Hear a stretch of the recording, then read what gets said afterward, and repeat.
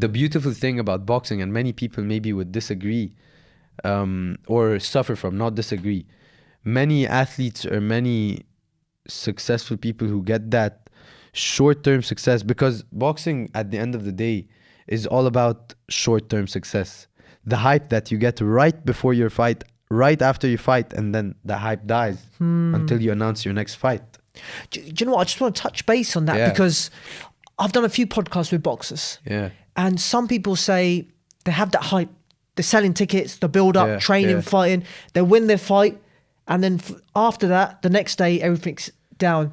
And they turn to other things. Like, you know, if you check the podcast, they said that, you know, they've done smoking and whatever. Because they need that same adrenaline rush. How do you cope with that as well? Like that down feeling? I know you've only done it once, but you don't have it in the amateurs as well, right? How do you cope with that? Look, I cope with that by understanding that it's an advantage for me. So what is the biggest piece of advice that I got after finishing that fight and being on a very big stage in boxing was, don't get in all over your head. Don't start like not working as hard, or don't fall in for the hype. And having that hype taken away after the fight keeps you grounded. It keeps you working harder. It keeps you chasing that same feeling again. But in terms of chasing that feeling again, I mean working that hard to have a win with the same quality, so you have that same feeling and adrenaline and hype the next time you fight.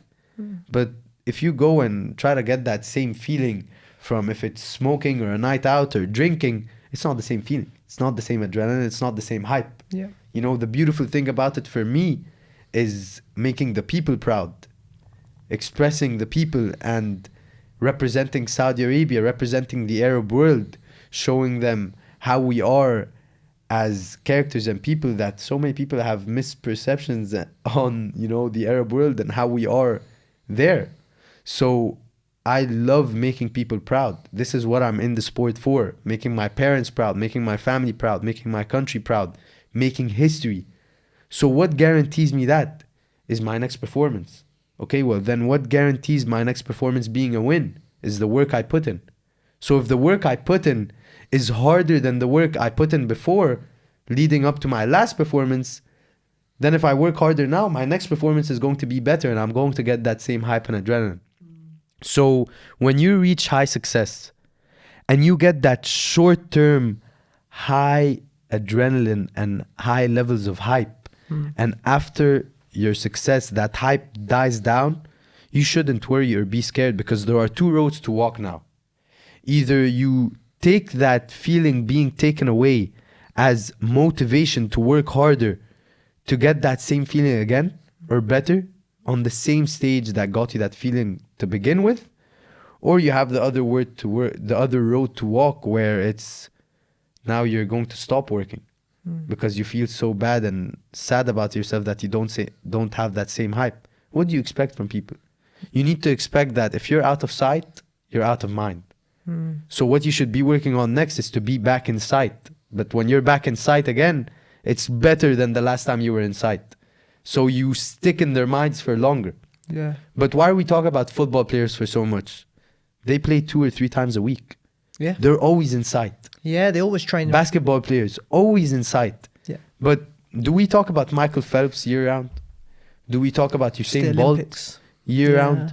Do we talk about the Olympic athletes year round? No, we don't. You know, there are some players that we're watching in the World Cup right now that we're talking about so much. Are we talking about them year round? Does Morocco, if Morocco win the World Cup, are we going to be talking about it in 6 months? Oh, that'll be talking for years, centuries. But we're not going to keep talking about it day to day. The hype isn't going to be there every day. It's not going to be the same levels of hype every day. So as an athlete, you need to understand, or as a performer in anything, or wanting to chase anything, you need to understand that short-term success comes with short-term hype and adrenaline. But a lot of short-term success will eventually lead to your long-term success and long-term hype and adrenaline. Like we're talking about Muhammad Ali's name right now after he's gone. Yeah. Mike Tyson's name after he's retired. Yeah. You know, George Foreman, Vander Holyfield, Prince Nassim. All of these people. All these great fighters. All of these great fighters are now retired. We're still talking about them, and they're out of sight. But they're still in our mind.